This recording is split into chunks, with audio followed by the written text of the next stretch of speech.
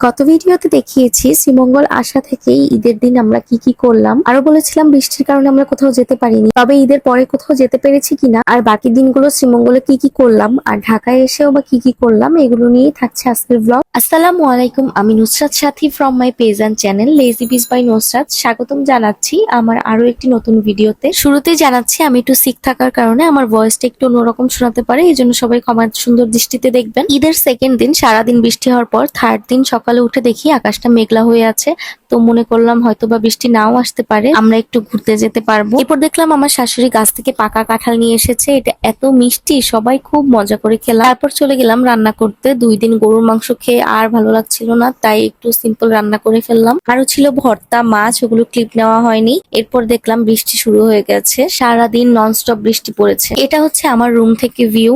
এরপর একটি দাওয়াতে যাবো, এজন্য রেডি হয়ে নিচ্ছি। বৃষ্টি থামতে থামতে প্রায় সন্ধ্যা হয়ে গেছে, এজন্য আমাদের বের হতেও লেট হয়েছে। বৃষ্টির পরে রাস্তাঘাট দেখতে খুবই ভালো লাগছিল।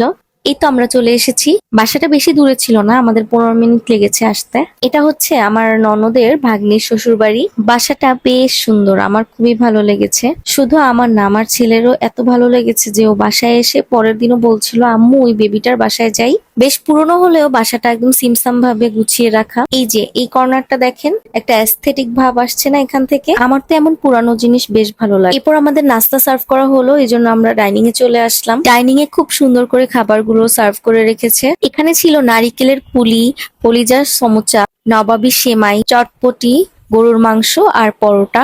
বাচ্চারা ওখানে অনেক বেশি এনজয় করেছে। খাওয়া দাওয়া শেষ করে কিছুক্ষণ গল্প করে এরপর আমরা চলে যাচ্ছি।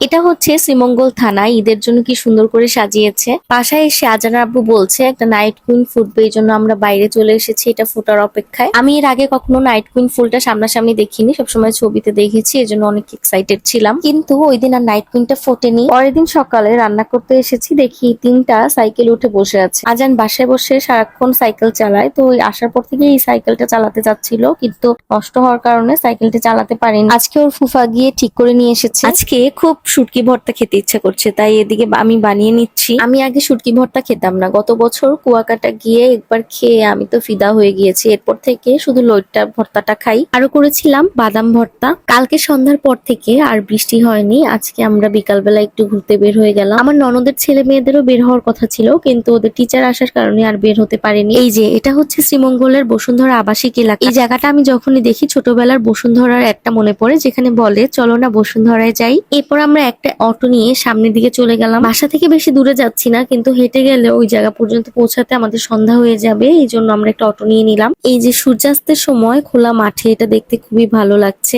আমরা চলে এসেছি। এটা শুধুই একটা রাস্তা, দুই পাশে খোলা মাঠ, তার জন্য দেখতে খুবই ভালো লাগে। ইতিমধ্যে অনেকেই আমার ফেসবুকে রিলস দেখে জিজ্ঞেস করেছেন এটা কোন জায়গা। এটা শ্রীমঙ্গলের কলেজ রোডের পরে একটু সামনের দিকে আসলে এটা একটা গ্রামের মতন এক সাইডে। মেইন রোড থেকে একটু ভিতরের দিকে আসতে হয়। যারা শ্রীমঙ্গলের তারা তো জানবি, এখানে একটি বটগাছ পড়ে গিয়েছিল অনেক বছর আগে, কিন্তু বটগাছটি মারা যায়নি। এরপর আমরা এখানে কিছু ছবি আর ভিডিও নিয়ে নিই। অ্যাকচুয়ালি যেই উদ্দেশ্যে এখানে আসা, এত সুন্দর জায়গা এবং সূর্যাস্ত পিছনে, তো ছবি ভিডিও না হলে তো আর হয় না। আমাদের এইখানে ছবিগুলো আমি পরে অ্যাড করে দিব। আজান ঘুম থেকে ওঠার কারণে ওর মুডটা খুবই খারাপ ছিল, কিন্তু কিছুক্ষণ পরে ওর মুডটা একটু ভালো হয়েছে। আমাদের এই জায়গার কিছু ছবি অ্যাড করে দিচ্ছি।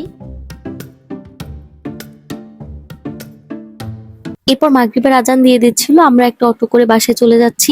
এদিকে সূর্যটা অস্ত যাচ্ছে আর উপরে লাল আভাটা দেখতে এত সুন্দর লাগছে। এদিকে বাসায় এসে কিছুক্ষণ রেস্ট নিয়ে আমি চলে আসি মিষ্টি বানাতে। সকালবেলা মা গরুর দুধটা জাল দিতে গিয়ে দেখে দুধটা ছানা হয়ে গেছে, তো ছানাটা দেখে আমি বললাম ঠিক আছে এটা দিয়ে আমি মিষ্টি বানাই। দিনেই ছানাটা প্রিপেয়ার করে রেখে গিয়েছিলাম, এসে জাস্ট মিষ্টিটা বানিয়ে ফেললাম। আজকে বানাচ্ছি পোড়াবাড়ি চমচম। আমার হাতের এই পোড়াবাড়ি চমচমটা সবাই অনেক পছন্দ করে, স্পেশালি আমার মা এবং আমার শাশুড়ি, কারণ তারা সুইট লাভার। আর এটা হচ্ছে আমার শাশুড়ির গাছের জামরুল। এরপর আমার হাজবেন্ড বাইরে এসে দেখে নাইট কুইনটা ফুটে গেছে, তো আমাকে ডাক দিল। পরে আমরা কিছু ভিডিও করে নিলাম। আমার ইচ্ছা ছিল ফোটার সময় একটু ভিডিও করব, কিন্তু ফোটার সময় আর দেখতে পারিনি। কি সুন্দর মাশাআল্লাহ। এরপর রাতে আমার ভাই চলে আসে ঢাকা থেকে, আম্মুদেরও আসার কথা ছিল, কিন্তু বৃষ্টি বাদলের কারণে আর হচ্ছে ঈদের দিন থেকে আমাদের বাসায় অনেক বেশি মেহমান থাকার কারণে আম্মু আর আসতে পারেনি। আজান ওর মামাকে দেখে সালাম দিচ্ছে।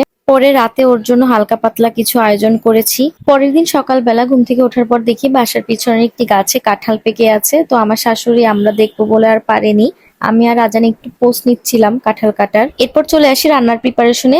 আজকে রান্না হবে বিফ বিরিয়ানি আর কাবাব। ঈদের দিন আমি একটি বিফ বিরিয়ানির রেসিপি চ্যানেলে এবং পেজে শেয়ার করেছি। এটা ওই প্রসেসেই রান্না করা, যদিও ওই ভিডিওটা অনেক আগে করেছিলাম। আমার রেসিপিটি ফলো করে বিরিয়ানি রান্না করে সাবরিনস ডে বুক এই পেজে একটি রিভিউ শেয়ার করেছে। আলহামদুলিল্লাহ, ওদের কাছে বিরিয়ানি অনেক পছন্দ হয়েছে।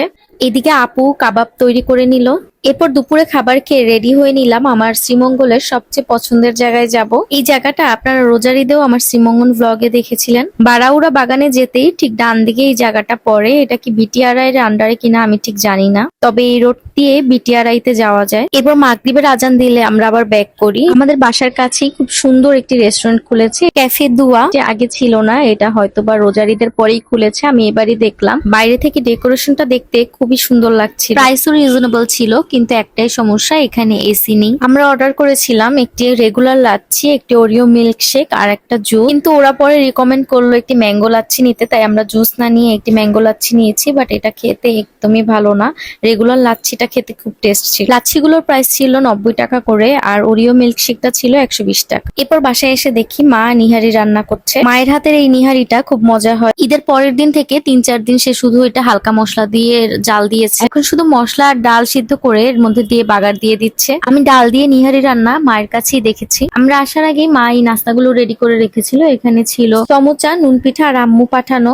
মাংস পুলি, আরো ছিল নবাবের সেমাই আর মিষ্টি। দেখতে দেখতে আমাদের ঢাকায় ফেরার দিন চলে এসেছে। শনিবার সকাল 9:30টার সময় আমাদের বাস ছিল। এবার ট্রেনে টিকিট পাইনি যাওয়ার সময়, তাই বাসে করেই যাচ্ছি। আমরা বাসে এসে উঠে পড়েছি, আমাদের বাস ছেড়ে দিয়েছে। আসলে শ্রীমঙ্গল থেকে যাওয়ার সময়ও খুব খারাপ লাগে এখানে মানুষজন রেখে যেতে, তবে কিছুদিন পরে আবার আসবো ইনশাল্লাহ। এরপর বাসে জানালা দিয়ে ভিউ দেখতে দেখতে ঘুমিয়ে পড়েছি। আমরা বাসায় এসে পৌঁছেছি 3:30টার দিকে। এরপরে আমরা লাঞ্চ করার পর ডিসিশন নিলাম আমার খালা শাশুড়িদের বাসায় যাব। আমার শ্বশুর শাশুড়ির সাথে খালা শাশুড়িদের বাসায় যাব ভেবে আমার 4.5 বছর পার হয়ে গেছে, তাই এর আগে কখনোই তাদের বাসায় যাওয়া হয়নি। তাই ডিসিশন নিলাম বাবা মাকে ছাড়াই তাদের বাসায় ঘুরে আসবো। আমাদের বাসায় কালকে থেকে মেহমান আসবে, তাই আজকেই চলে গেলাম। আর তাদের বাসা মতিঝিলের কাছে হওয়ার কারণে আমরা মেট্রো রেলে করে চলে যাচ্ছি। প্রথমেই চলে গেলাম আমার 3 নাম্বার খালা শাশুড়ির বাসায়। যাওয়ার সাথে সাথে আন্টি ওয়েলকাম ড্রিঙ্কস, ডেজার্ট এগুলো সার্ভ করলো। এরপর রাতের খাবারেও অনেক কিছু আয়োজন করলো। এখানে বেগুন ভাজা, বিফ কাবাব, ডিম রোস্ট, পোলাও, গরুর মাংস। দেখেন কাণ্ড, একটি আস্ত রোস্ট আমার প্লেটে দিয়ে বলছে বৌমা এটা পুরাটা তুমি খাবে। আমি তো ছিঁড়ে ছিঁড়ে মাংস নিয়ে বাকিটা আজান হাব্বুর প্লেটে দিয়ে দিয়েছি। এরপর সকালবেলা উঠে আন্টিদের ছাদে একটু হাঁটতে গেলাম। ছাদটা বেশ বড় আর বাসার চারপাশটা অনেক খোলামেলা। দক্ষিণ সাইডে একটি স্কুল কলেজ থাকার কারণে এখানে একটি মাঠ আছে অনেক বড়, যার কারণে পুরো সাইডটা খোলা। এরপর বাসায় এসে দেখি আঙ্কেল বিশাল বড় সাইজের একটি কার্ফু মাছ নিয়ে আসছে। মাছটা একদম জীবিত নিয়ে আসছে তার নাতির জন্য, আর তার নাতিও দেখে খুব খুশি হয়েছে, মাছটার সাথে কথা বলছে, খেলছে। এরপর আমরা দুপুরে চলে গেলাম 4 নাম্বার আন্টির বাসায়। আন্টিও দেখেন কত আয়োজন করেছে, পোলাও, রোস্ট, ডিমের কোরমা, গরু, খাসি, কত কিছু। লাঞ্চের পরে আমরা কিছুক্ষণ গল্প করার পরে আন্টি আবারও নাস্তা সার্ভ করলো। এত কিছু কি খাওয়া যায় বলেন? আমাদের গল্প তো শেষই হচ্ছিল না, কিন্তু মেট্রো মিস করবো এই ভেবে তাড়াতাড়ি করে 8টার দিকে চলে এসেছি মতিঝিল স্টেশনে। ওইদিকে আম্মুর বাসায় চিটাগং থেকে মেহমান এসে দুপুর থেকে আমাদের জন্য ওয়েট করছে। মতিঝিল থেকে ওঠার কারণে আমরা প্রথমেই সিট পেয়ে যাই। আমরা জার্নি করতে করতে খুবই tired, so ignore hour face. বকবক করতে করতে ব্লগটা অনেক বেশি বড় হয়ে গিয়েছে। আজকে এতটুকুই, দেখা হবে নেক্সট কোনো ব্লগে। টিল দেন সবাই সুস্থ থাকুন, ভালো থাকুন, আল্লাহ হাফেজ।